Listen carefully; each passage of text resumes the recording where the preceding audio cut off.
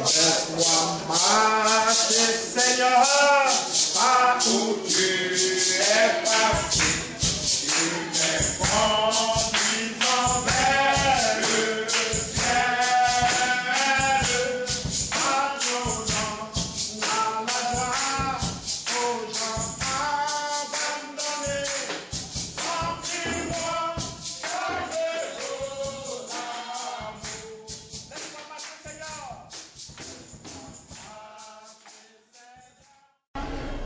Alors, que le Seigneur davantage bénisse chaque frère et sœur. Et tout à l'heure, quand nous avons chanté, nous avons eu à chanter ce cœur merveilleux. Remplis-moi chaque jour d'amour. Et nous savons que l'amour de Dieu n'est d'autre chose que l'obéissance totale à sa parole. Alors quand nous chantons en disant remplis-moi chaque jour d'amour, cela veut dire quoi? Seigneur, fasse que je puisse obéir entièrement chaque jour à ta parole. Amen. Alors quand nous chantons cela, nous ressentons cela au plus profond de nous. Oui, Seigneur, remplis-moi chaque jour de ton amour. Alléluia. C'est là notre raison de vivre. C'est notre seule manière d'être. Demeurer dans l'amour du Seigneur. Alléluia. Nous allons nous tenir debout et nous allons prier. Ensuite, essayer de chanter un chœur et puis écouter la parole de Dieu. Ensemble, élevons la voix et prions le Seigneur pour la parole. Notre Seigneur, notre Père, notre Dieu, encore nous bénissons ton nom, Seigneur. Nous te rendons grâce, Seigneur. Mon Père, Seigneur, écouter ta parole, Seigneur. Combien nous avons besoin de toi, combien nous avons besoin de ton soutien, combien nous avons besoin de ton amour. Ça nous esprit, Seigneur, mon Dieu. Je peux nous être, Seigneur. Je crois pour notre arrivée, Seigneur. Je crois, Seigneur, sur le Dieu. En fait, Seigneur, au Père céleste, toi, je suis dans la grâce. Et Dieu a fait le Père. Au nom de Jésus. Amen.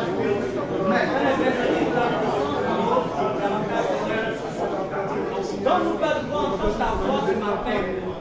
Que nous puissions recevoir le message de ce matin, Seigneur, avec toute la puissance éternelle des armées que tu le désires.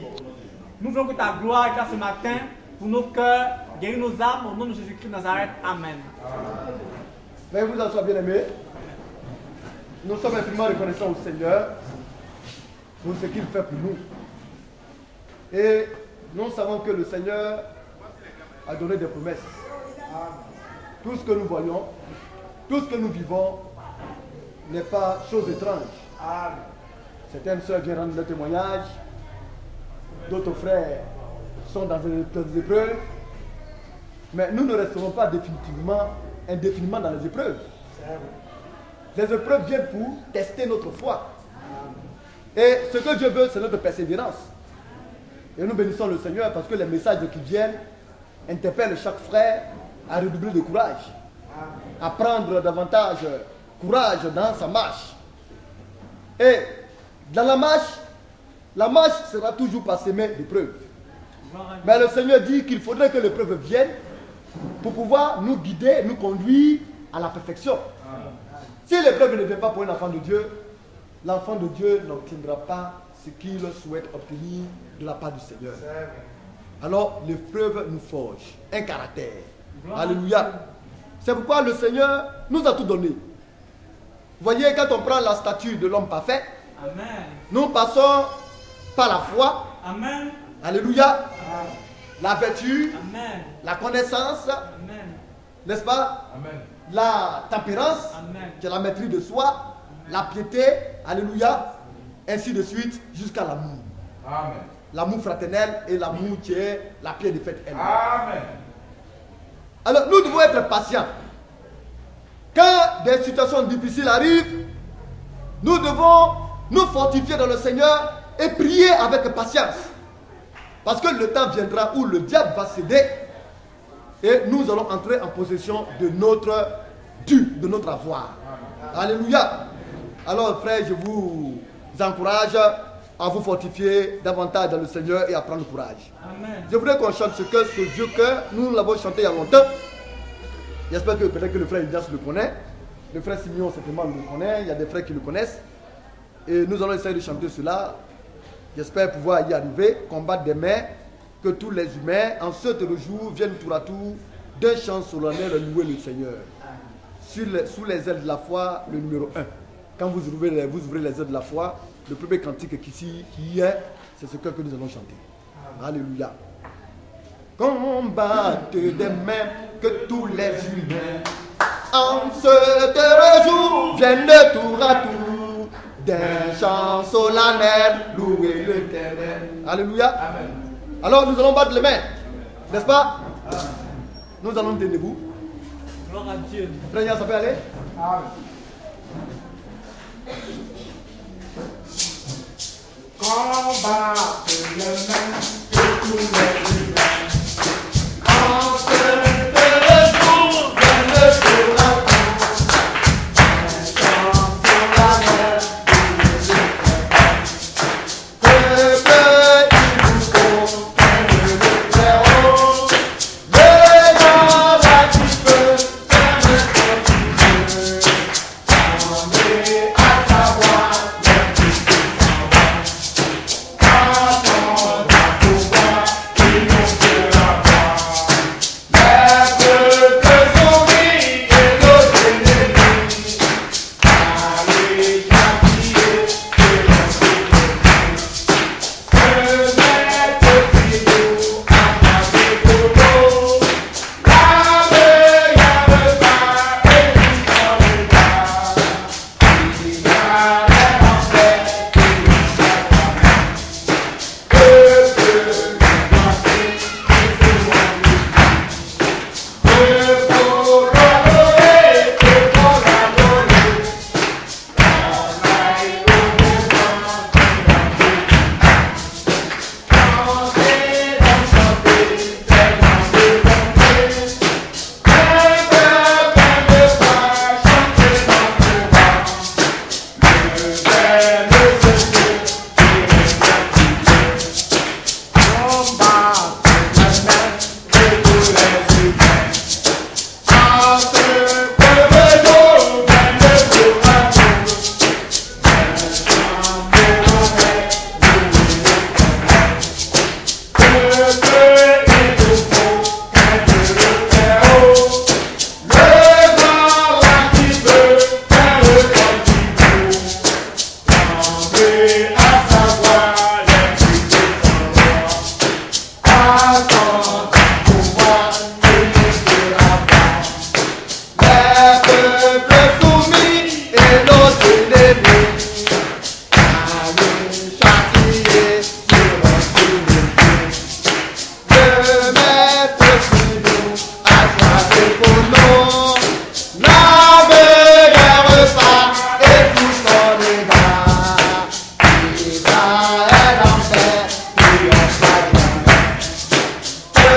Que nous danser, qui se montre. Que pour l'honorer, Que pour l'adorer, on aille au devant du chanter, danser, c'est comme le bonté. le cœur plein de joie, Chanter notre roi, Alléluia. Alors le dernier couplet nous dit de chanter donc, de chanter. C'est grande bonté. Le Seigneur est bon. Deux cœurs pleins de foi. Deux cœurs sans doute. Deux cœurs remplis de foi. Amen. Remplis de la croyance dans les choses de Dieu. Parce que la foi, nous le savons, elle ne vient pas de l'imaginaire de l'homme. Elle ne vient pas des idolâtries. Alléluia. Elle ne vient pas des sentiments humains. Amen. Mais la foi vient de ce qu'on attend. C'est pourquoi les enfants de Dieu doivent venir à Dieu. Ils doivent venir dans sa maison pour écouter sa parole, pour entendre la voix de Dieu. Et ce qu'on attend ne vient pas de n'importe quoi. Amen. Ce qu'on attend vient de la parole de Christ. Si ce que tu entends n'est pas de la parole, n'est pas de Christ, alors ta foi est vaine. Alléluia. Alors chantez notre roi, le vrai. Oui, il est l'authentique. Le vrai et le seul Dieu. Nous devons connaître notre Dieu. Notre Dieu est vrai. Il est l'unique. Il est l'unique Seigneur. Il est l'unique Maître de l'univers. Alléluia. C'est lui le Dieu véritable qui règne en tout lieu. Quel que soit l'adversaire, notre Seigneur est partout et il règne en tout lieu. Il a tout pouvoir. Alléluia. Alors, pour commencer notre méditation d'aujourd'hui, je voudrais apporter cette exhortation sur la vie des couples. Vous voyez, en tant que pasteur, c'est de veiller, d'exhorter, de sensibiliser. Parce que le désir des serviteurs de Dieu, c'est toujours le bien-être des uns et des autres. Et le couple est sacré. Parce que cela n'est pas venu comme cela. Le mariage est une institution divine. Amen. Et quand on parle d'institution divine, c'est-à-dire que c'est le sacré. Mais, ça a un caractère charnel. Si tu n'es pas spirituel, alors la chair va te dégoûter. Et ça va créer des problèmes. Alléluia. Parce que tout le comportement qui régit le couple, ce sont les comportements charnels qui donnent des formes de plaisir. Alors cela dégoûte, tout ce qui est charnel dégoûte. Alors, et Dieu, de sa bonté, a quadrillé ce sacré-là, cette chose-là, par la spiritualité. Si la spiritualité n'est pas au milieu de votre couple, alors il y aura autre chose. Le diable va venir danser, s'exhiber au milieu de vous. Chacun ne reconnaîtra plus sa place. L'homme ne jouera plus son rôle comme il se doit. Et la femme aussi va être le canal par lequel n'importe quoi va entrer dans le foyer. C'est pourquoi les enfants de Dieu doivent veiller. Alléluia. Nous savons que dans le livre de Genèse, Dieu a créé d'abord l'homme. Et ensuite, il a suscité la femme. Comprenez-moi bien. La femme n'est pas une création originelle de Dieu. Elle est un produit dérivé, un sous-produit. Mais comment est-ce que vous pouvez vous attendre à ce que quelque chose qui n'est pas de la sémence, de la création originelle, puisse vous donner, peut-être comme on le dit, vous voyez, entièrement satisfaction. C'est pourquoi Dieu a soumis la femme à l'homme. Alléluia. C'est ce pourquoi la femme est faible. Mais cette femme étant faible, Dieu, dans cette faiblesse-là, a mis des dispositions à la femme pour l'homme. Elle est une aide de l'homme. Alléluia. Mais la femme étant faible, la femme étant un sous-produit, que doit faire l'homme? L'homme doit veiller sur elle. L'homme doit pouvoir aux besoins de la femme. Lorsqu'on parle du besoin de la femme, il est évident que les frères regardent déjà au matériel. Il ne s'agit pas forcément de cela. Mais d'abord le spirituel. Amen. Alléluia. Parce que notre Dieu est esprit. Le spirituel est régi, vous voyez, l'ensemble de la croyance des enfants de Dieu. Quand nous nous attendons à Dieu et à sa parole, quand nous reposons dans la pensée de Dieu, dans les paroles de Dieu, alors on devient spirituel. Alors l'homme doit pouvoir prendre soin de sa femme. L'homme doit donner à la femme le conseil que Dieu lui donne.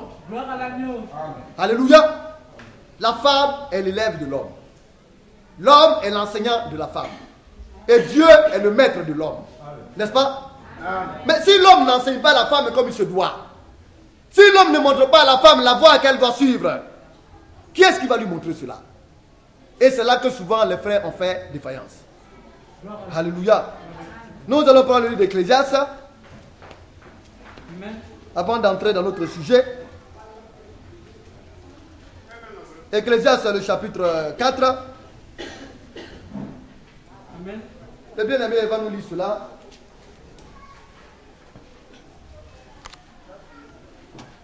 Nous allons lire à partir du verset 9. Ecclésiaste, chapitre 4, à partir du verset 9.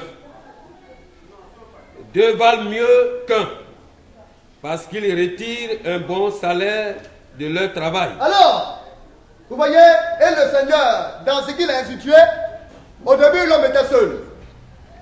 Alors Dieu n'a pas aimé la solitude de l'homme. Dieu a trouvé que l'homme étant seul, vous voyez, n'était pas équilibré. Alors Dieu a trouvé bon de lui emmener une femme.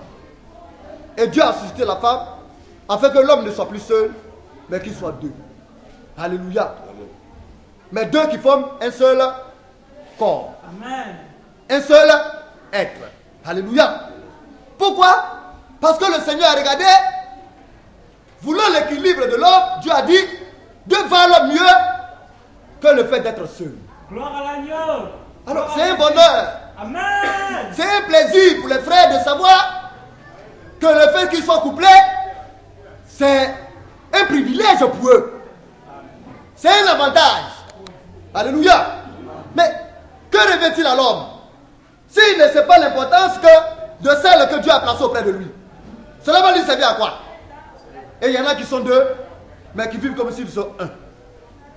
Alléluia. Prenez en considération vos femmes. Alléluia. Nous allons lire cela. Parce que le Seigneur même nous demande de les honorer. Dans ces derniers jours-là, je parlais et je disais, alors Sœur Jeanne, il faut exhorter tes filles. Parce que les frères se plaignent que tes filles les fatiguent. Mais les sœurs aussi, elles se plaignent que les frères ne les prennent pas bien. Mais est-ce normal? Alors le pasteur lui fait quoi? Les hommes se plaignent. Les sœurs aussi se plaignent.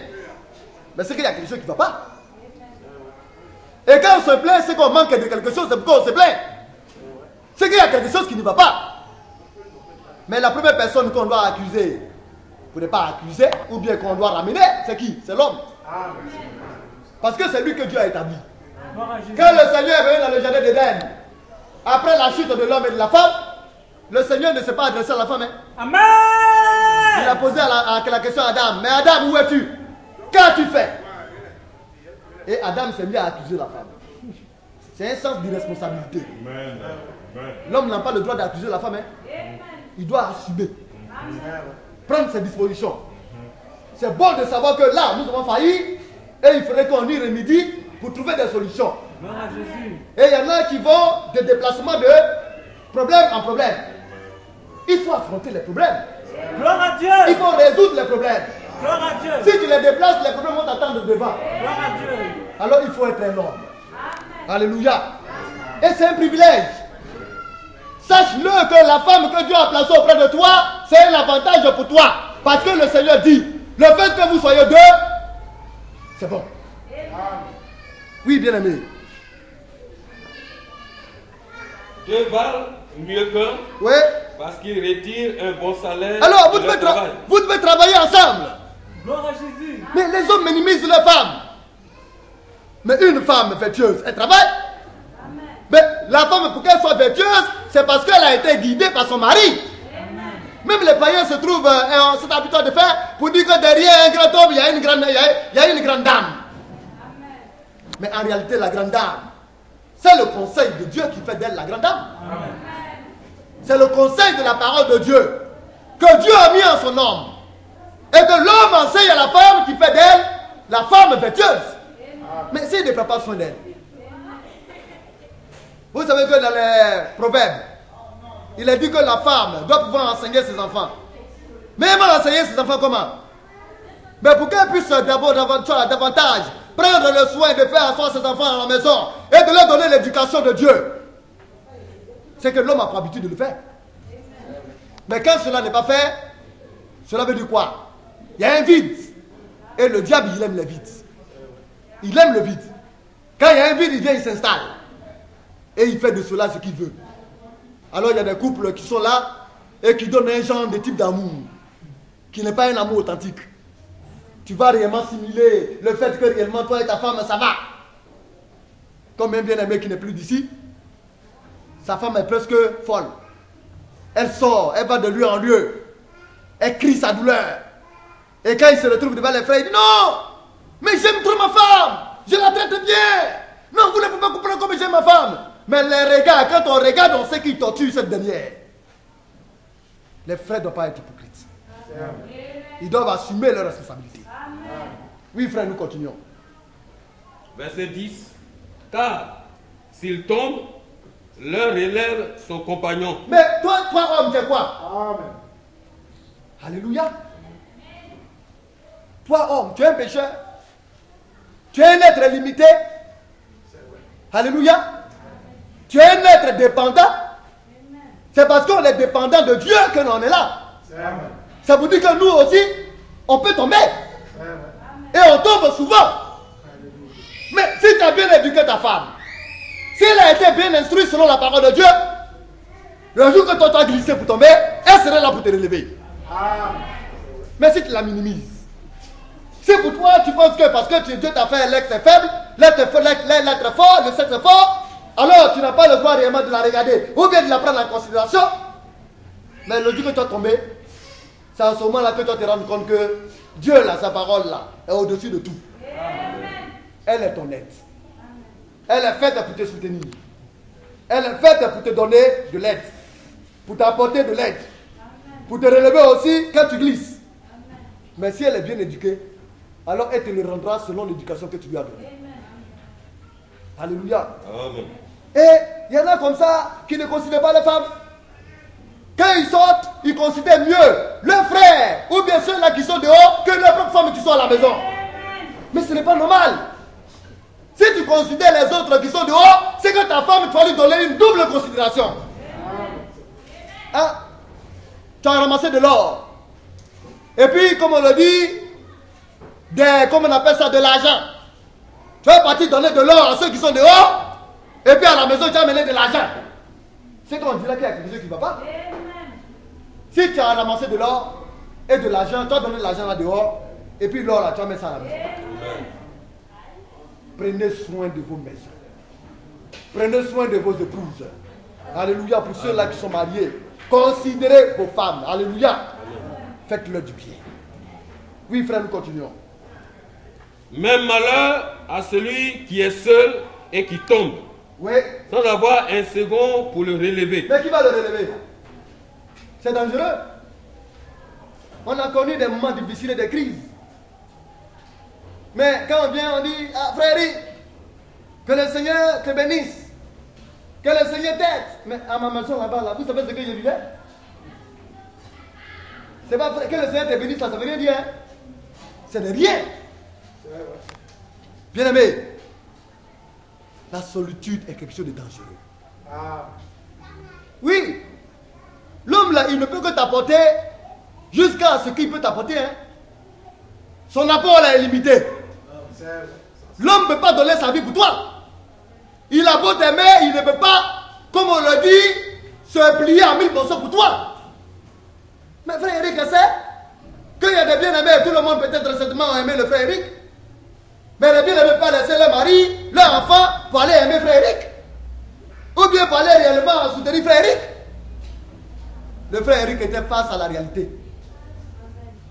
C'était Dieu qui était le seul soutien de frère Eric. Mais si frère Eric avait une femme, alors la douleur de frère Eric allait être compensée par la femme qui était auprès de lui. Parce que ce qu'une autre femme ne peut pas faire pour frère Eric, la soeur allait le faire parce qu'elle était liée à frère Eric. Vos épouses sont vos compagnons les plus fidèles.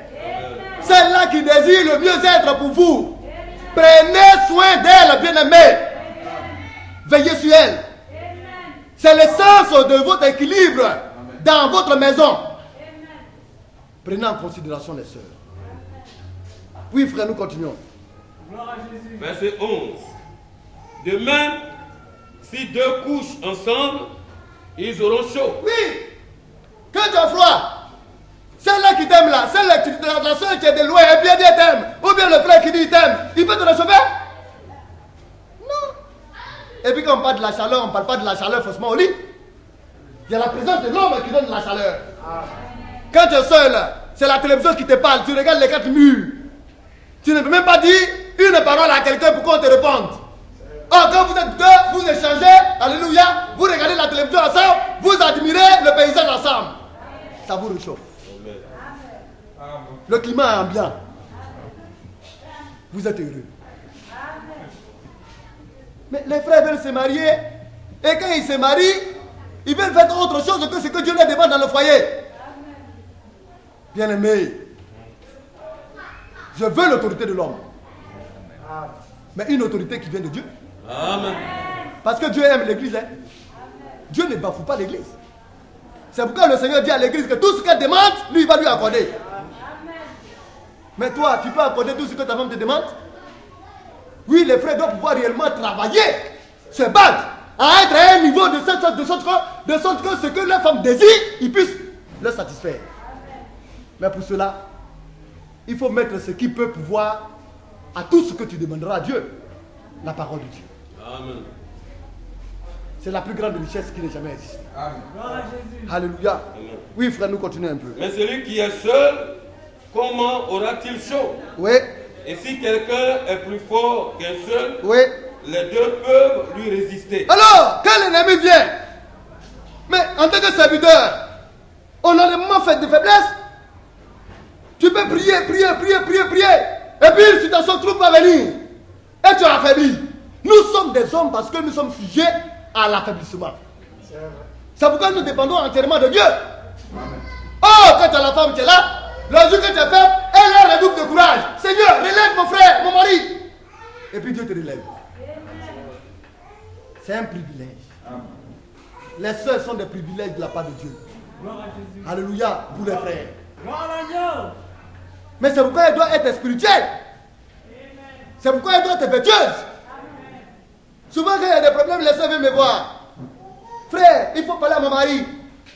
Mais pour que le pasteur soit avec toi et t'aide à résoudre ton problème, il faudrait que tu sois aussi dans la voie de Dieu. Mais une sœur qui est insoumise, qu'est-ce que le pasteur pourra dire à son mari? Quand le mari parle, elle parle.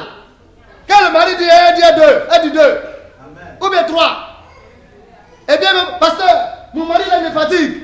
Donc toi, tu viens voir le pasteur pour que ton mari s'assujettisse à toi? Non. Il fallait que d'abord tu lui sois soumise. Alléluia. Et dans ta soumission, si maintenant ton mari ne te regarde pas, le pasteur aura la force de venir en aide. Et Dieu sera avec toi. Amen. Mais quand la soeur vient, et puis le frère vient me voir, et puis je ressors le frère, je dis, mes frères, qu'est-ce qui se passe? Mes frères, pasteur, j'ai dit ça, et puis elle a élevé le ton. Elle a commencé à crier sur moi. J'ai dit, oh là là. C'est elle qui a fait ça? Il dit, oui, pasteur. J'appelle la soeur, je dis, mais alors tu as manqué de respect à ton mari? Donc quand tu veux que lui te fasse ce qui est bien, et puis toi, tu vas le bafouer, le blesser. Ton mari, alléluia, c'est l'être le plus merveilleux, le plus beau, le plus spirituel, l'être le plus grand que Dieu t'a donné. Quand tu regardes comme ça, alors Dieu remplit ça, et puis Dieu te donne. Mais quand tu bafoues ton mari, bien aimé, si toi-même à la maison tu bafoues ton mari, ce n'est pas de voir que ton mari sera considéré. Bien aimé, on est à la fin des temps. Alléluia, alléluia. On va bientôt partir au ciel. Amen.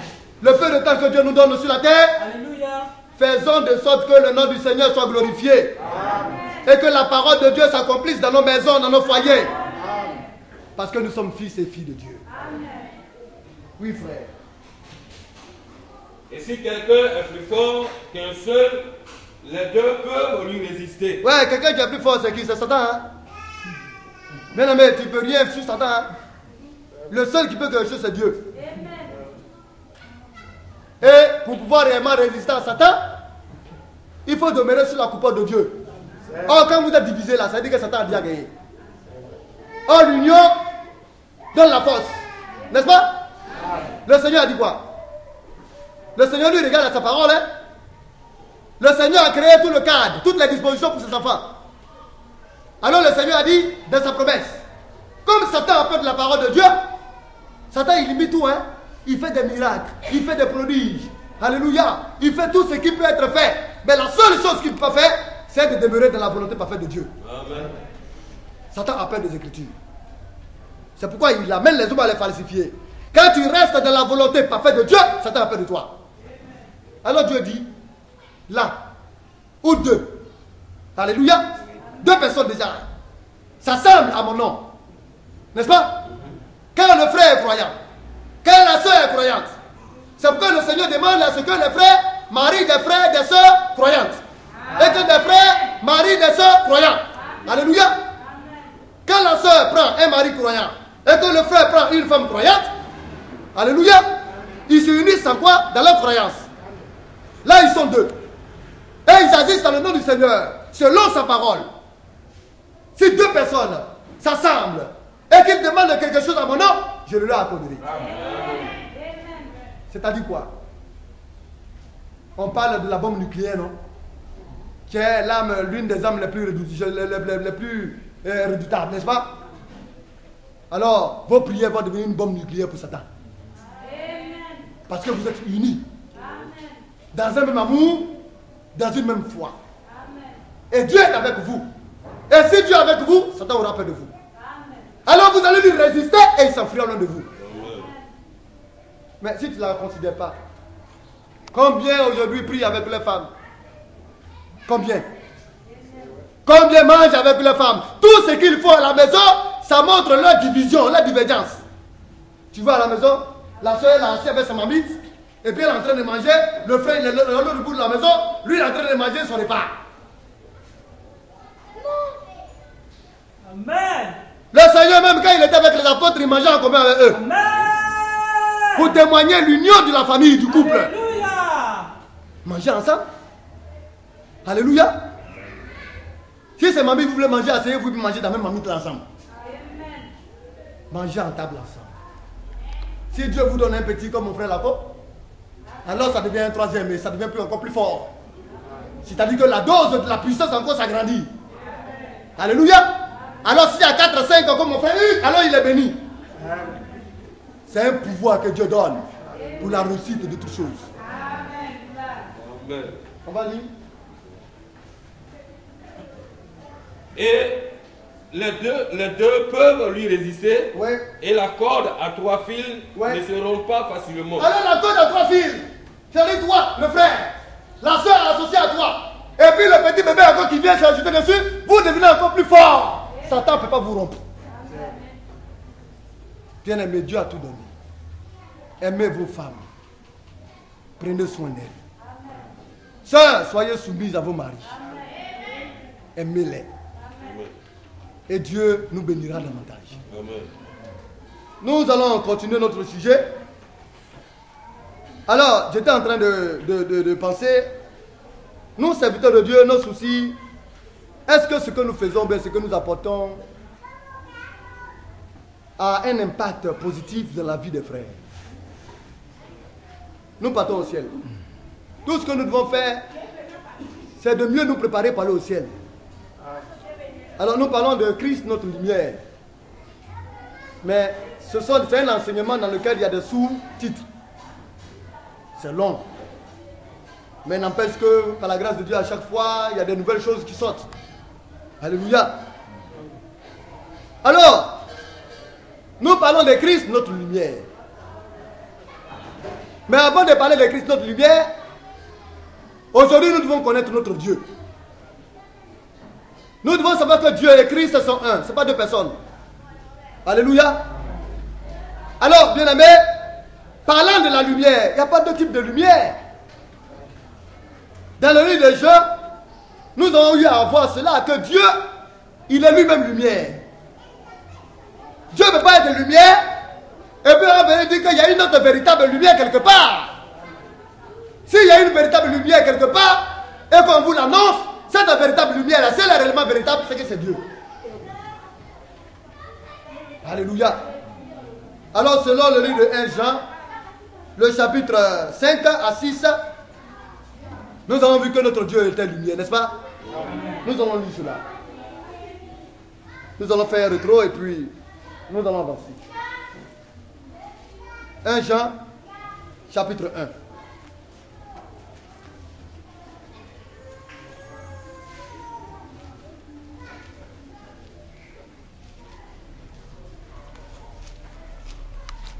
Bon frère, tu vas préparer 1 Timothée, chapitre 6, je vais lire 1 Jean, chapitre 1. Amen. Tu vas préparer 1 Timothée, chapitre 6, le verset 13 à 16. Alors, nous avons vu que la nouvelle que nous avons apprise de lui, ça c'était les apôtres qui parlaient. Les apôtres ont reçu de la part du Seigneur sa parole. Ça nous avons vu cela, n'est-ce pas? Aucun serviteur de Dieu aujourd'hui ne peut se targuer de cela. Alléluia. Quand les hommes aujourd'hui se lèvent et puis ils apportent autre doctrine, Christ ne les a pas envoyés. Alléluia. Mais les apôtres, eux, ils ont été envoyés par Christ. Amen.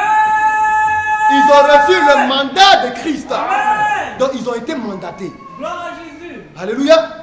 Ou bien vous voulez qu'on lise cela encore pour voir? Amen. Le frère Ramon va nous lire cela dans le livre de Jean. Jean chapitre 17, si je me trompe.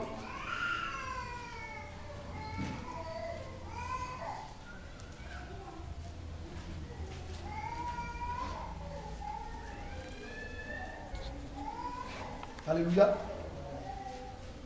Jean chapitre 17. Nous allons lire à partir du verset 6 rapidement. Frère Ramon va lire rapidement.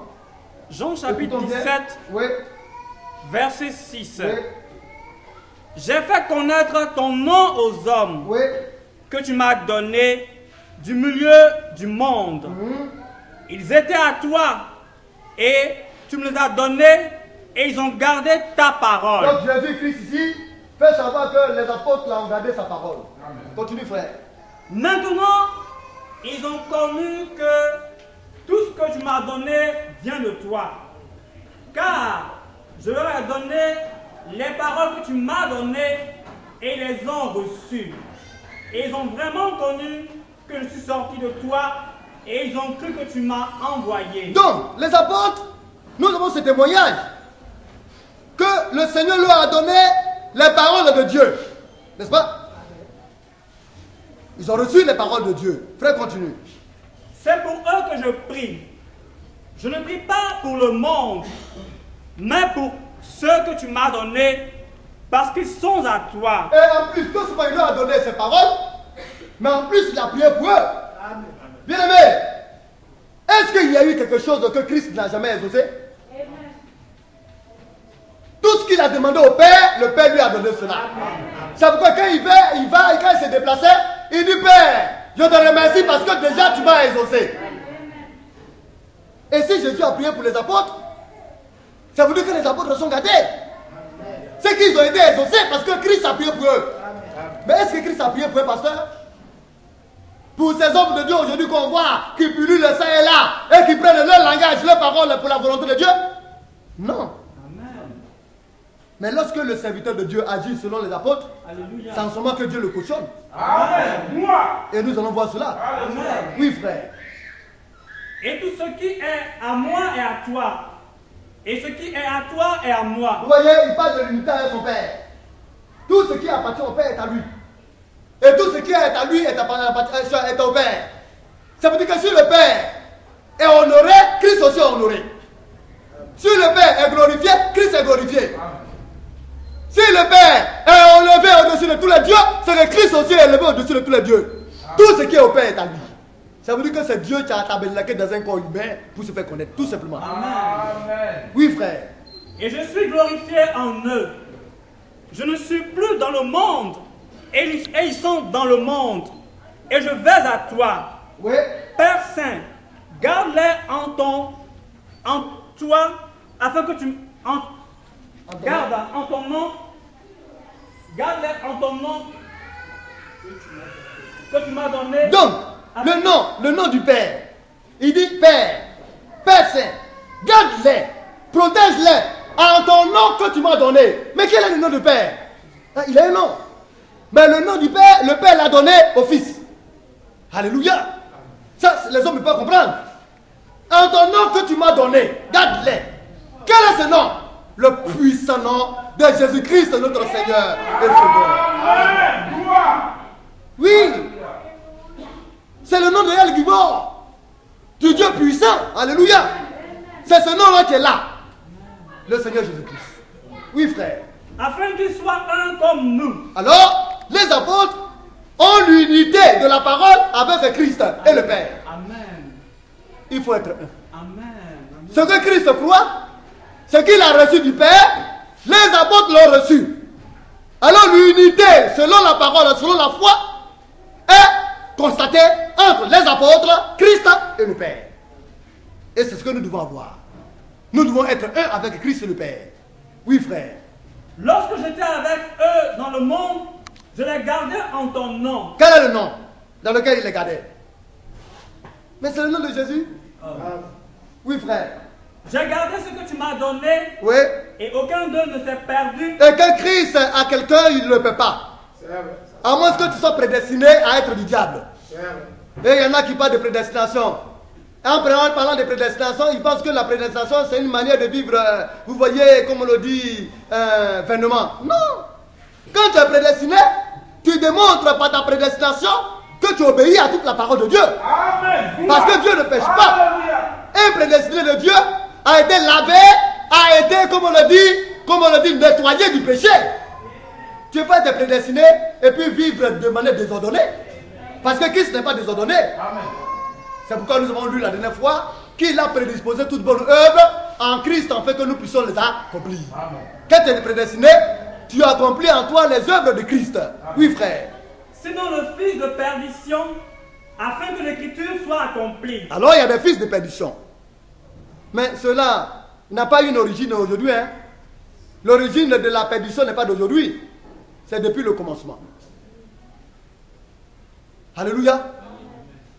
Mais qui amène à la perdition? C'est le diable, c'est Satan. Et Caïn est le fils du diable. Amen. Alléluia. Amen. Mais Caïn sur la terre a eu des descendants. Hein. Amen. On ne peut rien faire pour eux. Amen. Eux là. Parce que dans leur essence, ils sont appelés à ne jamais croire. Amen. C'est pourquoi il y a des hommes qui ne veulent même pas entendre parler de Christ et de la parole de Dieu. Ils répugnent la parole de Dieu. Parce qu'ils sont poupées de diable. Ils sont nés de la sémence du serpent ancien. Et les Écritures parlent largement de ça. Et Caïn, comment on appelle ça, Judas Iscariote fait partie d'eux. Alléluia. Mais quand tu es de la sémence prédestinée, tu aimes la parole. Alléluia. Tu recherches la parole de Dieu. Tu t'affectionnes des choses de Dieu. Tu es régulier à l'église parce que la parole de Dieu te chatouille. Ça te démange, tu as envie de la déguster à chaque fois. Tu ne peux pas manquer au culte parce que tu es de la semence de Dieu. On n'a pas dit à quelqu'un, est-ce que tu es de la semence de Dieu? Quand tu bats les cultes, quand tu méprises la parole de Dieu, la semence prédestinée de Dieu s'affectionne des choses de Dieu. Amen. Oui, frère. Et maintenant je vais à toi et je dis ces choses dans le monde afin qu'ils aient en eux ma joie parfaite. Oui, écoutez bien. Je leur ai donné ta À parole. qui? Aux apôtres. Alléluia. Je leur ai donné ta parole. Les apôtres ont reçu la parole de Dieu. Ont reçu la parole de leur maître et Seigneur. Je leur ai donné ta parole. Oui, frère. Et le monde les a haïs. Et à cause de cette parole que le Seigneur leur a donnée, le monde les a haïs. C'est pourquoi ils ont presque tous été tués et un seul a échappé et s'est retrouvé sur l'île de Patmos. L'apôtre Jean. Mais comment est-ce que on peut haïr des êtres les mieux structurés, les mieux, comme on le dit, paisibles? Parce que c'était des hommes, des saints. Ils n'ont fait du mal à aucune mouche. Alléluia. Quand ils vont contre les dépravations, on dit qu'ils troublent le monde. On préfère aujourd'hui marginaliser un enfant de Dieu, brimer un enfant de Dieu, réduire un enfant de Dieu, qu'en réellement de réduire, de brimer un pédé ou bien comment on appelle ça, pédophile. On dit non. Si tu es homosexuel, c'est une comme on le dit, une disposition personnelle. Chacun réellement tire son plaisir où il veut. Oui, la sexualité, c'est Dieu qui l'a créée, mais pas n'importe comment. Amen. Et pas à n'importe quel prix. Dieu a donné la sexualité afin que la sexualité s'accomplisse de manière saine. Alléluia. Et quand Dieu a parlé du couple, c'est pour une procréation. Le PD là, ils peuvent procréer. Et aujourd'hui, c'est tout ce qu'on protège. Et pourtant, on sait que ça va contre le sacré. On sait que c'est à cause de cela que la ville de Sodome et Gomorrhe a été détruite. Amen. Et c'est à cause des homosexuels aujourd'hui que le monde se porte mal. Le péché aujourd'hui bat son plein. Ceux-là qui sont dans cette forme de vie, d'homosexualité, et qui ne veulent pas se repentir pour revenir au Seigneur, ils démontrent qu'ils sont du diable. Alléluia. Amen. De la sémence de Satan. Amen. Il y a beaucoup de femmes aujourd'hui.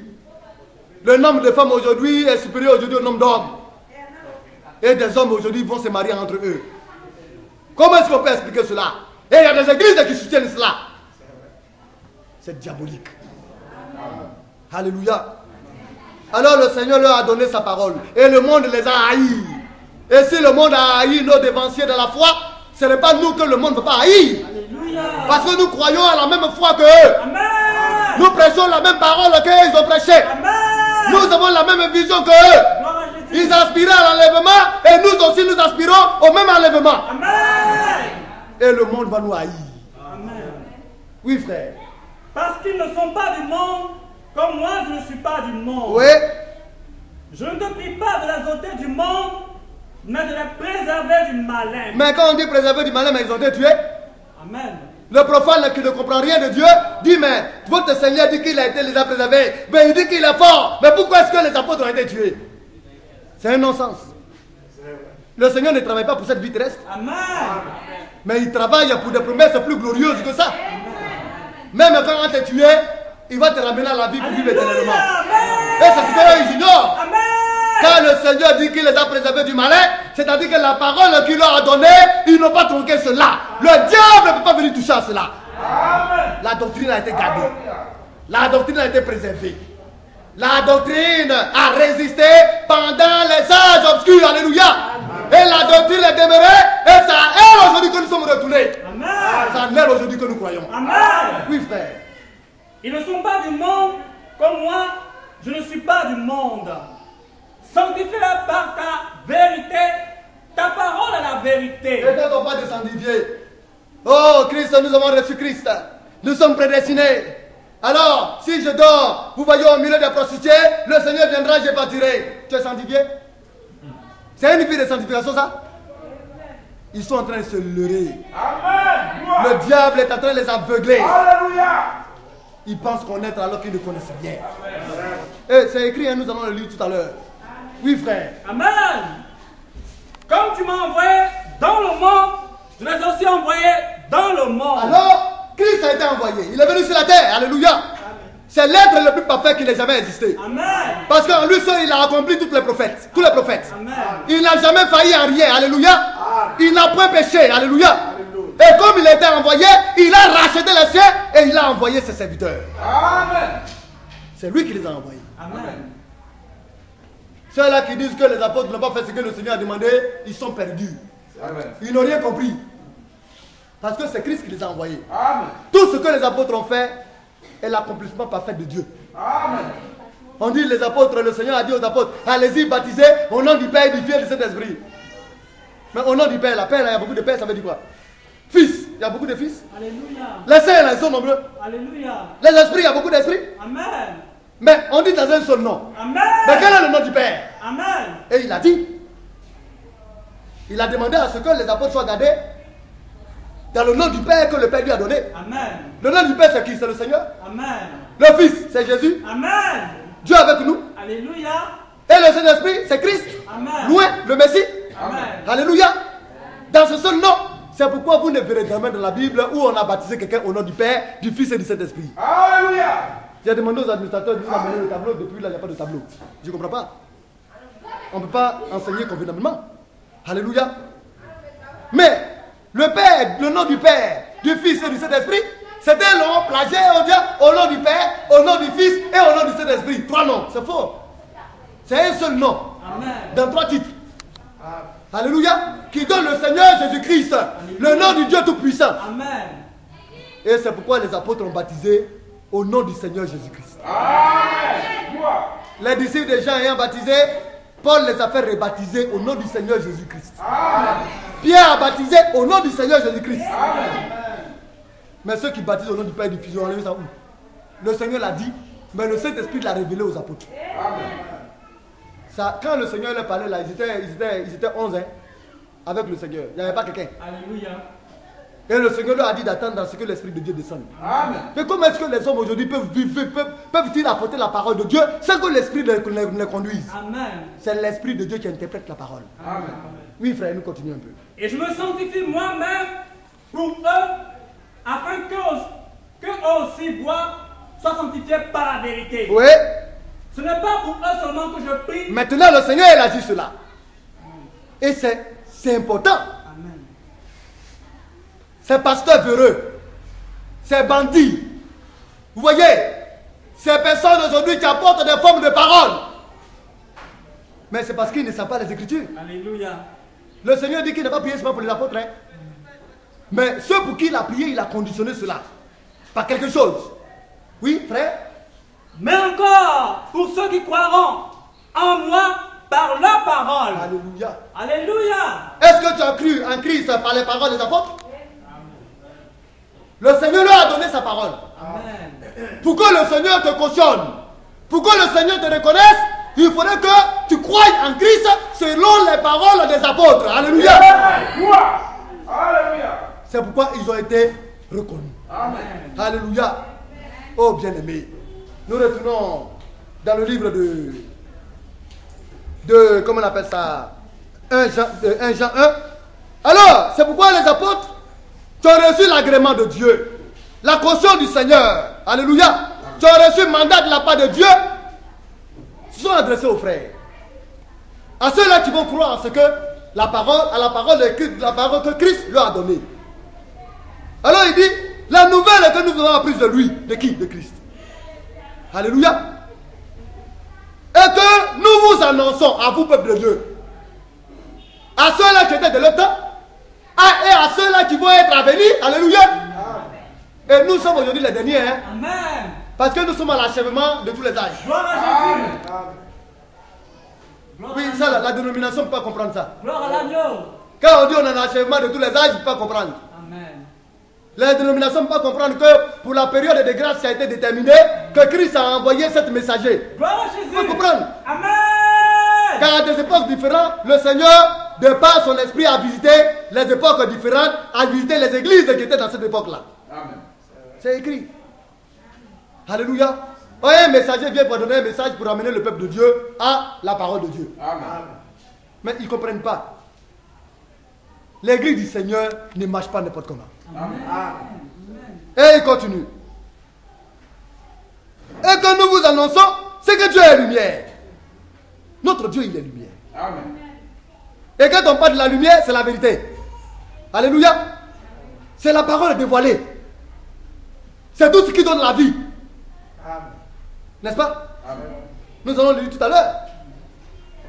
Dans la parole, il y a la vie. Et la vie est la lumière. Alléluia. Est-ce que vous pouvez voir une chose venir à la vie sans que la lumière ne vienne? Alléluia. Vous pouvez planter une plante. Si la lumière ne frappe la plante, vous pensez que la plante peut vivre? C'est la lumière qui fait jaillir la vie qui est dans la plante. Amen. Et notre Dieu, il est lumière. Amen. Alléluia. Et il continue.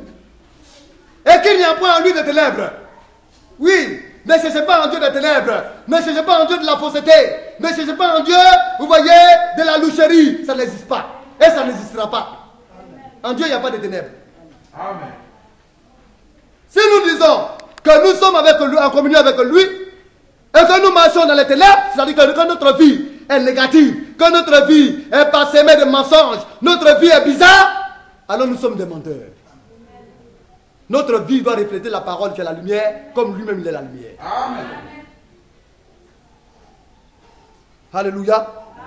Alors il dit, et que nous marchons dans les ténèbres, nous mentons et nous ne pratiquons pas la vérité. Nous allons lire le livre de 1 Timothée 6. Le ministre Diblo va nous lire cela. 1 Timothée 6. À partir du verset 13. 1 Timothée chapitre 6 à partir du verset 13. Je te recommande devant Dieu qui donne la vie à toutes choses et devant Jésus-Christ qui fit une belle confession devant Ponce Pilate. Donc, voilà encore l'apôtre Paul qui nous exhorte ici, qui exhorte le serviteur de Dieu, Timothée. Il dit, je te recommande devant Dieu qui donne la vie à toutes choses. C'est Dieu qui donne la vie. Amen. Les hommes ont falsifié, on dit c'est la femme qui donne la vie.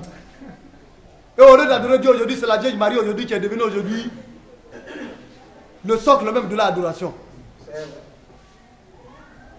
Quand vous allez partir, vous allez voir que c'est de la fausseté, c'est du mensonge du diable. Parce que quand ils prennent les chapelets, le Je vous salue Marie, là, ils peuvent répéter ça 20 fois. Et le Notre Père, là, peut-être ils vont répéter une fois ou bien 2 fois. C'est le mensonge du diable.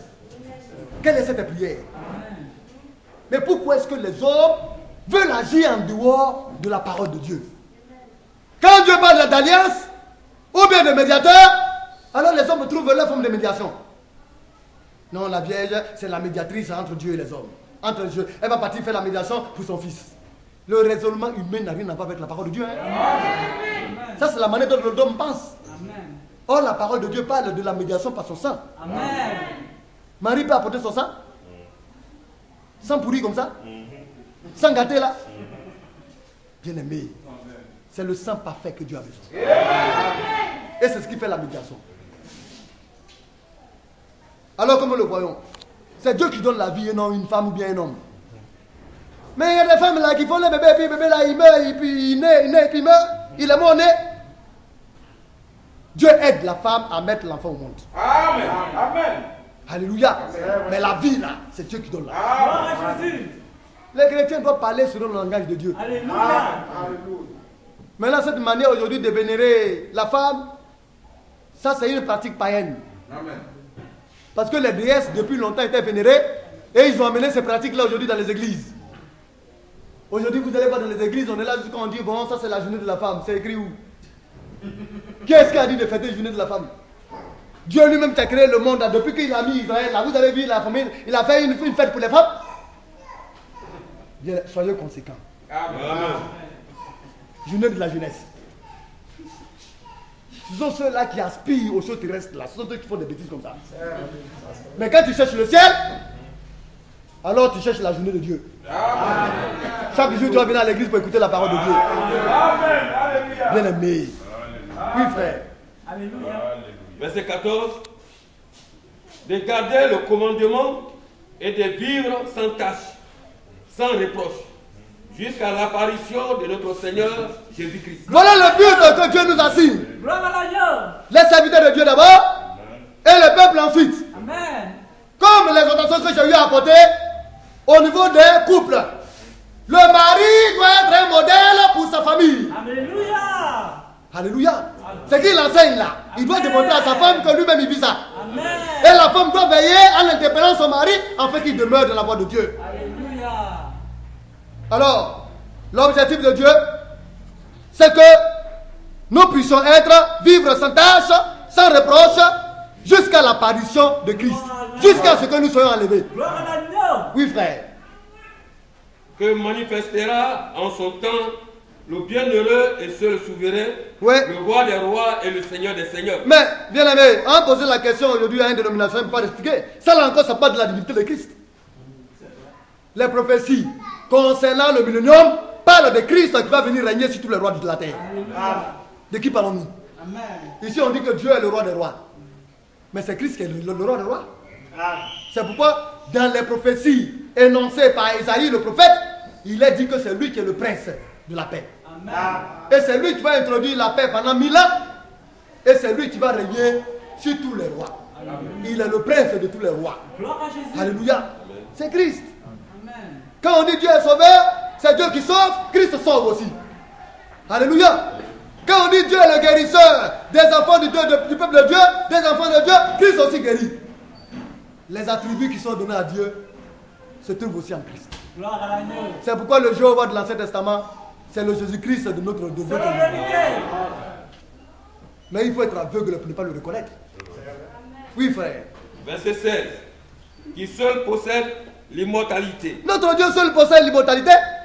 Mais quand on parle de l'immortalité, alléluia, c'est parce qu'il n'a ni commencement de vie, ni fin de vie. C'est pourquoi il est immortel. Parce qu'il est éternel. Alléluia. Mais avant de décréter l'immortalité de quelqu'un, il faudrait que la personne triomphe sur la mort. Amen. Alors Christ est venu et la mort, alléluia, l'a assujetti et il a dominé la mort et il a triomphé de la mort et la Bible dit qu'il demeure éternellement. C'est lui. Il a vécu la mort et il a témoigné, il a démontré qu'il est immortel. Parce que la mort n'a pas de pouvoir sur lui. C'est pourquoi il est rentré dans le séjour de mort, il a vécu la mort et le séjour de mort. Alléluia. C'est lui Christ. C'est lui seul qui possède l'immortalité et qui nous transmet cette immortalité. Oui, frère. Qui seul possède l'immortalité, qui habite une lumière inaccessible, Oui. que nul homme n'a vu ni ne peut voir. Oui. Alors il demeure dans une lumière inaccessible. La lumière de Dieu est au-dessus de la lumière du soleil. Amen. Oui. Alléluia. C'est pourquoi il est lumière. Maintenant, il a tenu cette lumière pour que nous la voyions. Amen. N'est-ce pas? C'est cela, bien-aimé. Cette lumière est spirituelle. Cette lumière est au milieu de nous. C'est la parole de Dieu Alléluia. qui donne la vie, Amen. qui conduit les enfants de Dieu. C'est vrai qu'il fait jour, mais nous sommes dans des périodes de ténèbres, nous verrons cela. Amen. Oh bien-aimé, Christ est notre Dieu. Nous allons partir dans le livre de Jean, Jean 1. Alléluia.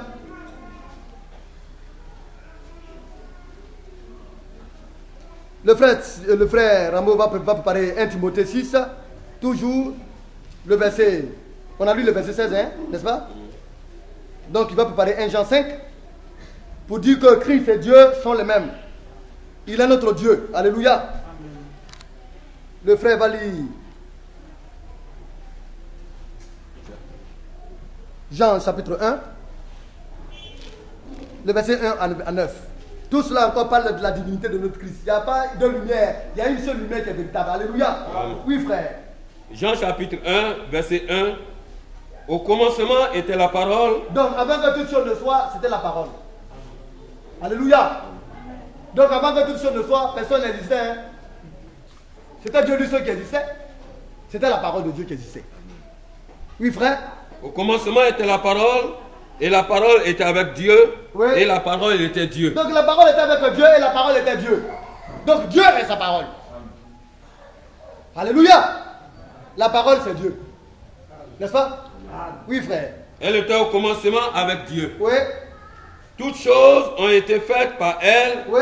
Et rien de ce qui a été fait n'a été fait sans elle. Mais ce n'est pas ce qui est écrit? Que c'est Dieu qui donne la vie à toutes choses. C'est pas ça? Et ici on dit, toutes choses ont été faites par la parole. Ah, il y a deux créateurs? Non. Il y en a un seul. Mais seulement il faut souvent le reconnaître quand tu lis. Souvent il s'appelle Dieu et souvent il s'appelle la parole de Dieu. Alléluia. Mais c'est la même personne. Gloire à Jésus. Oui, frère. En elle était la vie. Oui. Et la vie était la lumière des hommes. Donc dans la parole de Dieu, il y a la vie. C'est pourquoi Christ est venu avec la parole. Amen. C'est la parole qui peut faire quelque chose dans la vie de mon frère et de ma soeur. Amen. Et les hommes méprisent la parole de Dieu. C'est dans la parole de Dieu qu'il y a la vie. Amen. On ne peut pas avoir la vie en dehors de la parole de Dieu. C'est pas possible. Amen. Mépriser la parole de Dieu, c'est mépriser la vie éternelle. Amen. Oui, frère. La lumière, lui, dans les ténèbres, et les ténèbres ne l'ont point reçue. Donc, dans la parole, il y a la vie. Et cette vie-là, c'est la lumière. Alléluia. Ça veut dire que c'est la vie de Dieu qui est là. Parce que Dieu est lumière. Et quand tu reçois la vie de Dieu, la lumière t'éclaire. Alléluia. Et la lumière, lui, dans les ténèbres. Mais les ténèbres ont rejeté la lumière. Vous savez qu'on appelle les ténèbres? Ce sont les hommes qui ne connaissent pas Dieu. C'est le monde et sa manière de vivre. C'est le système du monde. C'est le monde et sa convoitise charnelle. C'est le monde dominé par Satan et son système. C'est ça là qu'on appelle ténèbres. Ils ont refusé d'accepter la lumière de Dieu. Oui, frère. Il y eut un homme envoyé de Dieu, son nom était Jean. Il vint pour servir de témoin, pour rendre témoignage à la lumière. Alors Jean est venu pour témoigner de la lumière. Jean était un véritable envoyé. Il y en a qui n'ont pas été envoyés et qui veulent rendre témoignage de la lumière. Et puis quelle lumière? Une forme de lumière. Or Jean était un véritable envoyé. Gloire à Jésus. Il a rendu témoignage à la lumière dans laquelle se trouve, vous voyez, la vie. Alléluia. La lumière qui est la vie. Et qui est la parole. N'est-ce pas? Amen. Oui, frère, nous continuons un peu. Afin que tous croient par lui. Oui. Il n'était pas la lumière. Jean n'était pas la lumière, oui. Mais il parut pour rendre témoignage à la lumière. Alors Jean, son rôle, c'est d'amener les hommes à la lumière. C'est d'amener les hommes à la parole de Dieu. Et c'est le mandat qui a été donné à tous les serviteurs de Dieu. Alléluia. Viens prendre ton miracle. Amen. Viens prendre ta guérison. Et on piétine la parole.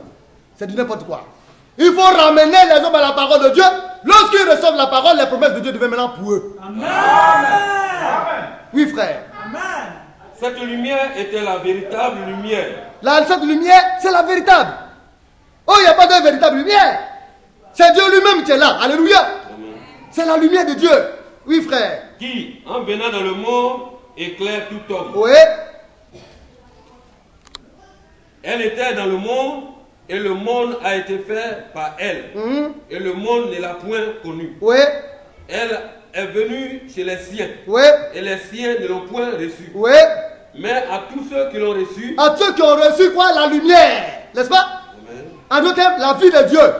En d'autres termes encore, la parole. N'est-ce pas? Amen. Parce que la parole est la vie. Et dans la vie, il y a la lumière. Alléluia. Qui éclaire les hommes. Et il dit quoi? Mais à tous ceux qui l'ont reçu, qui ont reçu la parole, la vie de Dieu, la lumière de Dieu. Alléluia. Amen. Ceux qui croient en son nom, la lumière a un nom. Oui. La lumière a un nom. Quel est ce nom? C'est le nom du Seigneur Jésus. Amen. Oui, frère. À ceux qui croient en son nom, Oui. elle a donné le pouvoir de devenir enfant de Dieu. Maintenant, si tu as reçu la lumière, et que tu crois au nom de la lumière, bien aimé, tu as le pouvoir. Alléluia. Dieu te donne un pouvoir. Dans vos maisons, vous avez le pouvoir de Dieu. Ce pouvoir-là d'abord fait de vous des enfants de Dieu. Héritiers de toutes les promesses de Dieu. C'est un pouvoir. On est là et puis on tremble, on joue. Vous voyez, on sentimentalise avec ces choses-là. Alors que Dieu nous a donné les grandes choses. Bien-aimés. Nous avons un pouvoir de la part de Dieu. Parce que nous sommes enfants de Dieu. Nous avons été baptisés dans son nom. Amen. Oui, frère. Elle a donné le pouvoir de devenir enfant de Dieu, Oui. lesquels sont nés non du sang, Oui. ni de la volonté de la chair, Oui. ni de la volonté de l'homme, Et là, quand tu arrives là, oui, mais de la volonté. mais de la volonté de Dieu. Quand tu arrives là, tu n'es plus dans le Saint-Âge. Quand tu viens de la foi, et que tu retrouves ton Père originaire, alléluia. Les parents supplétifs, alléluia. Ceux-là qui nous ont mis au monde par la volonté de Dieu, commencent à nous faire du chantage. Non, c'est moi qui t'ai mis au monde. Si tu fais cela, je te régné. Je te maudis. Mais quelle vaut ta malédiction au-delà réellement, vous voyez, de la bénédiction que Dieu nous donne. Si Dieu nous bénit, qui est-ce qui peut nous maudire? Et le Seigneur nous dit dans le livre, alléluia, de Deutéronome, que c'est lui qui change nos malédictions en bénédiction. Que le monde nous haïsse, que le monde nous maudisse, alléluia. Et Dieu transforme cela en bénédiction. Nous ne sommes pas nés, alléluia. La naissance charnelle, Dieu met ça de côté et il dit nous naissons maintenant de sa divine, alléluia, de sa divinité. Nous sommes nés de Dieu. Alléluia. Oui, frère, nous continuons. Verset 14. Et la parole a été faite chair et elle a habité parmi nous. Donc, cette parole maintenant est devenue homme. Mais c'est Dieu qui a sa parole. Amen. Dieu est devenu homme, n'est-ce pas? Elle a habité parmi nous, remplie de grâce. Elle entre ici et touche un malade, guérit le foie. Le mort qui passe, lève-toi mort. Il donne l'enfant à sa maman. Alléluia. Il a fait du bien. Alléluia. Il a donné à manger aux autres. Il a ressuscité les morts, guéri les malades. Il était rempli de grâce. Alléluia. C'était la parole de Dieu faite chair. La parole de Dieu devenue homme. Son nom c'était Jésus. Amen. Alléluia. Oui, frère. Plein de grâce et de vérité. Oui. Et nous avons contemplé sa gloire. Nous avons contemplé la gloire. Alléluia. Il a été méprisé, abandonné, torturé, rejeté. Tout ce qu'on peut faire, le diable anime les hommes pour faire aux frères et aux sœurs. Il a vécu tout cela. Et il n'a point failli. Il n'a point fauté. Là où on le méprisait, il donnait de l'amour. Là où on le chassait, alléluia, il aimait encore 2 fois plus.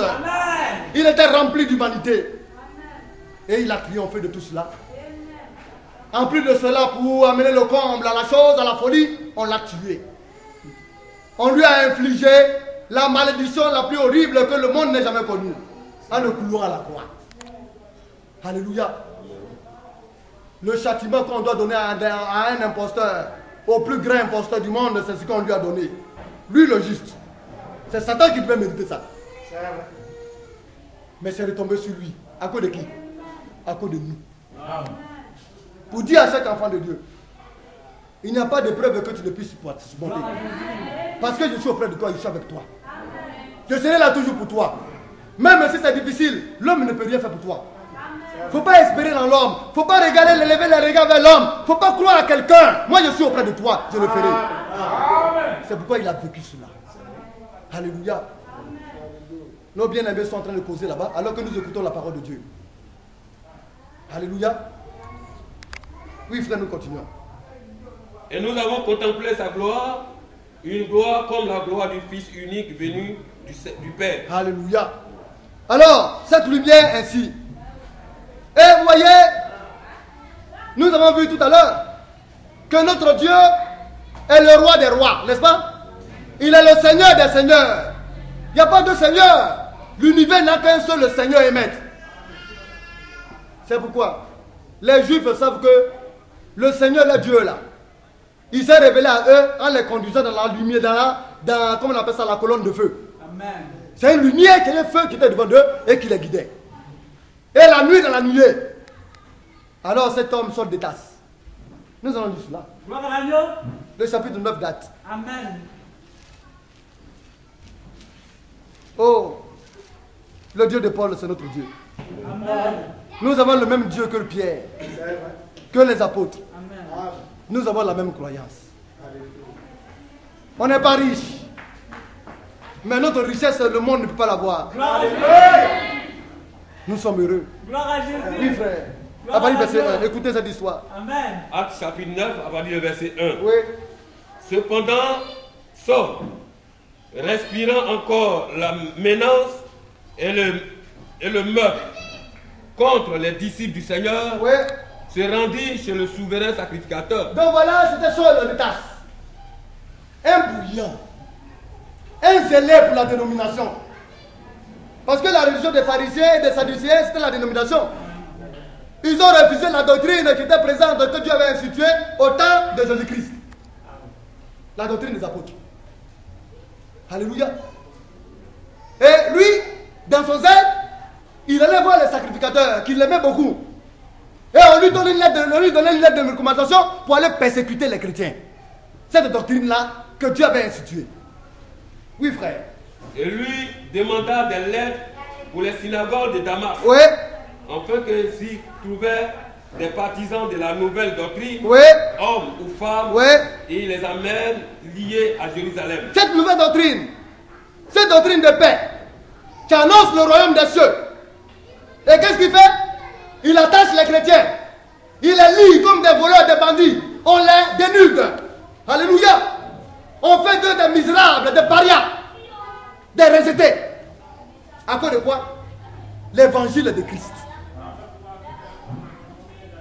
Saul a été persécuté de l'église. Mais quand tu es prédestiné, Amen. alléluia, Dieu va t'attirer dans sa parole. Gloire à Dieu. Gloire à Jésus. C'est pourquoi le chrétien ne doit pas maudire. Amen. Amen. Les chrétiens ne doivent pas condamner les hommes. Amen. Parce que tu ne sais pas qui appartient au Seigneur. Amen. Les brebis du Seigneur finiront par venir faire la volonté de Dieu. Amen. Oui, bien aimé. Comme il était en chemin et qu'il approchait de Damas, Oui. tout à coup une lumière venant du ciel resplendit autour de lui. Donc il allait à Damas pour persécuter les chrétiens. Pour les attraper afin de les amener vers les sacrificateurs. Ils entraient dans les synagogues, dans les lieux de culte. On traquait les chrétiens dans les lieux d'adoration. Le temps vient. Parce que le Seigneur l'a prophétisé. L'église de la fin des temps sera semblable à l'église du commencement. Ce qui est arrivé aux apôtres nous arrivera.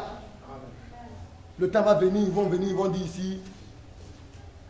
Ils vont venir avec des corps habillés. Ce sont les catholiques, les évangéliques, les protestants qui vont faire ça. Ils vont venir nous attendre pour nous attraper. Alors ne soyez pas surpris demain. Si peut-être dans 10 ans, 20 ans, 30 ans, on vient, on enchaîne le pasteur Ado. Vous le voyez, un voleur. Un drain qui l'a cherché là. Vous voyez comment on appelle ça. Il a volé l'argent de quelqu'un. Et puis on est en train de le chicoter. Ne soyez pas surpris. C'est à cause de l'évangile. L'apôtre Pierre, il a été méprisé. qu'on l'a torturé, tellement qu'on l'a ridiculisé. Et puis maintenant, pour mettre le comble, on a décidé de le crucifier comme son maître. Il dit non. Je ne suis même pas digne de lui. De la manière dont il a été crucifié là, ça peut me sauver la vie. Moi, on a mis ma tête en bas puis mes pieds en l'air. On l'a crucifié la tête en bas, les pieds en l'air. Ils ont fait selon son vue. Étienne a été lapidé. L'apôtre Paul a été scié, décapité. Mais quand on lit les Écritures, qu'est-ce qu'ils ont fait de mal? Ils n'ont rien fait de mal. Parce qu'ils étaient les promulgateurs de cette bonne nouvelle. Amen. Satan n'aime pas qu'on apporte la vérité aux hommes. Et ceux-là que Satan a mandaté, qui apportent la forme d'évangile de Satan, il va les susciter pour s'élever contre les véritables. On va dire, oh, ce sont eux qui troublent le monde. Et regardez aujourd'hui les musulmans. Parce qu'une scène, un film a été fait et qu'on a parlé négativement de Mahomet, alors ils ont commencé par brûler les ambassades, ils ont commencé par tuer les hommes. Est-ce au nom de quelqu'un qui a tué quelqu'un? Est-ce que nous pouvons tuer au nom de Christ? Non. Amen. Mais ce sont eux qui vont défendre la mémoire de Mahomet. Leur doctrine déjà démontre leur violence. Alléluia. Amen. Mais on incite Dieu partout. Amen. Les hommes font des sacrilèges. Amen. Mais Dieu ne rougit même pas. Alléluia. Mais il sait qu'il y a ces véritables enfants de Dieu, des véritables enfants de Dieu qui l'honorent. Alléluia. Qui l'aiment selon sa parole et sa volonté. Et c'est ce qui nous suffit. Mais pourquoi tant de bouquins? Mais on n'est pas étonné parce que la prophétie l'a donné. Ceux-là vont tout monter le monde. Ce sont eux qui troublent le monde. Et on pense que c'est Israël qui trouble le monde. Alors que c'est eux-là qui troublent le monde. Oui, hein, quand ils sont là, vous ne pourrez pas être en paix. Hein. Parce que pour eux, ils aiment les bombes. Ah, ça fait partie réellement de leurs denrées préférées. Il suffit seulement que toi tu puisses te manifester négativement, ils vont te montrer quelque chose. C'est pourquoi si tu les vois, reste tranquille et passe ton chemin. Il ne faut pas réellement troubler ta famille en te levant contre ces gars-là. Parce que si tu te lèves contre eux, comme cette anecdote qui s'est passée en France, un petit Français avec sa soeur partait, et puis ils ont trouvé un petit arabe, les Algériens là. Et puis il y a eu des échanges entre eux. Il dit, bon, ce que vous faites là, allez-y dans votre lieu, allez-y à l'école. Quand vous allez venir, je vais vous donner une surprise. Mais quand ils sont arrivés, la devanture de leur immeuble où ils habitaient là, ils ont mis bombe, ça a explosé. Eux, ils savent que c'est lui, mais ils n'ont pas de preuves. Et puis il les a regardés, il a fait comme ça.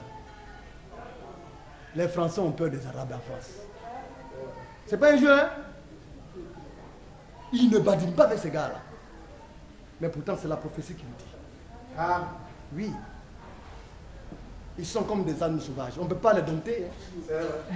Vous ne pourrez pas les dompter. C'est pourquoi laissez-les tels qu'ils sont.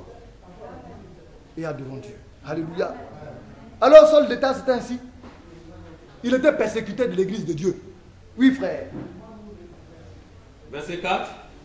Il tomba par terre et il entendit une voix qui lui disait: Saul, Saul, pourquoi me persécutes-tu? Alors, comme il était en chemin et qu'il approchait de Damas, tout à coup une lumière venant du ciel resplendit autour de lui. Quelle est cette lumière? Gloire à Dieu. C'est la lumière de Dieu. Alléluia. Alléluia. Amen. Mais comme c'était un bon juif, Amen. il savait que Dieu réside dans la lumière. Amen. Alléluia. Amen. Quand un juif voit cela, il sait que c'est le Seigneur qui apparaît. Amen. Mais l'apôtre Paul, qui attaquait les juifs, et les juifs chrétiens, les juifs messianiques, mais lui, il croyait à un seul Dieu. Hein. Amen. Amen.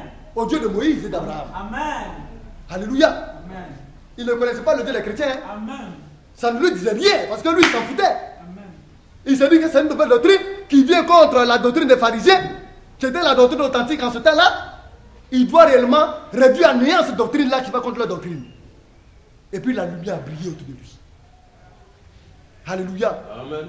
Maintenant, il va poser la question à cette lumière. Mais en posant la question à cette lumière, il va donner un nom à cette lumière. Et cette lumière va lui donner le nom qui est révélé. Oui, frère. Il tomba par terre et il entendit une voix qui lui disait, Oui.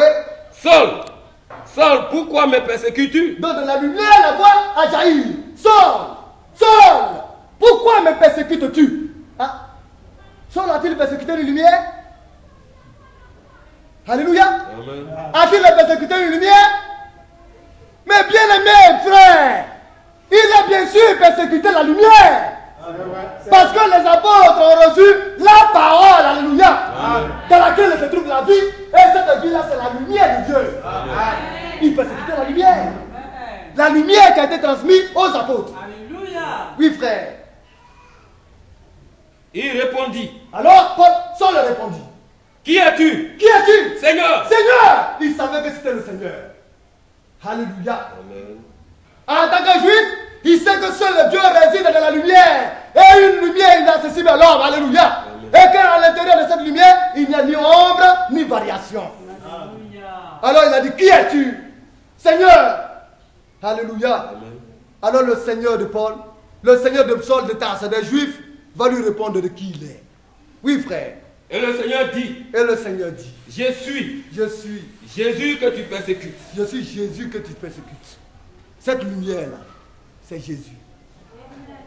Le Seigneur que Paul a invoqué s'est révélé à lui comme étant Jésus. Le Seigneur Jésus-Christ, c'est le nom de notre Dieu Tout-Puissant.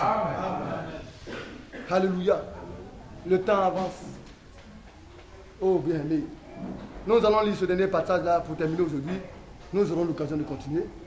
Nous allons prendre le livre de 1 Jean chapitre 5. Il faut connaître ton Dieu, bien-aimé, afin de savoir où tu mets les pieds. 1 Jean chapitre 5. À partir du verset 19.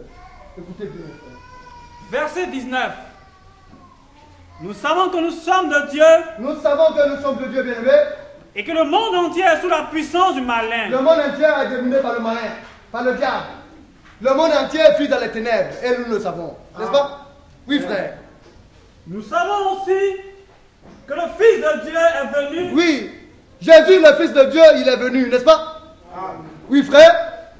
et qu'il nous a donné l'intelligence pour connaître le véritable. Alors il nous a donné l'intelligence pour connaître le véritable, le vrai. Oui. Et nous sommes dans le véritable. Nous sommes dans le véritable parce que nous croyons à ce que les apôtres aussi ont cru. Amen. Nous faisons ce que les apôtres ont fait. C'est pourquoi nous sommes dans le véritable, oui. En son Fils Jésus-Christ. En son Fils Jésus-Christ, oui.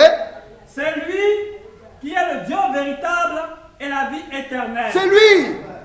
Il est le Dieu véritable, alléluia. Il est la vie éternelle. Il n'y a pas de Dieu, bien-aimé. Tout simplement, la parole de Dieu est devenue chair et a habité parmi nous plein de grâce et de vérité. Oui, frère, nous terminons. Petits enfants, Alors, petits enfants, gardez-vous des idoles. ceux-là qui n'adorent pas Christ, qui ne reconnaissent pas Christ comme leur Dieu, sont des idolâtres. Alléluia. Alors, nous devons nous garder des idoles. Le livre de 1 Timothée 3, 16. Et sans contredire. Oui, on va lire ça pour terminer. Alléluia.